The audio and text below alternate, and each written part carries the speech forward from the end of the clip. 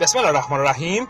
با دیدار حساس رئال مادرید و بارسلونا ال کلاسیکوی دیگر رو من در خدمتتون هستم. باشگاه نیوکمپ مملو از تماشاگر هست. رونالدو، بنزما توپو میفرسته. ببین چه کار خواهد کرد. ببین نظر داور چیه اونجا. خیلی مشکوک بود، میتونست پنالتی باشه. کریستیانو رونالدو ضربه میزنه و توپ به کرنر میره.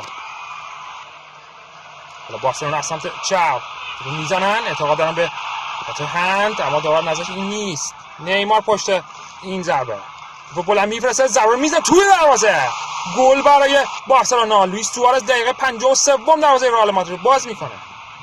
نیمار از سمت چپ، ببین چه کار خواهد کرد.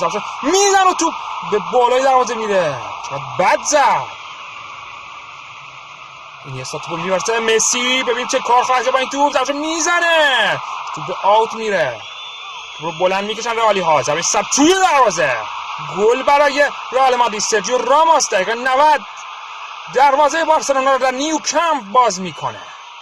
اصلا ببینین خیلی زیبا. توپ بلند میکشن بارسایی ها.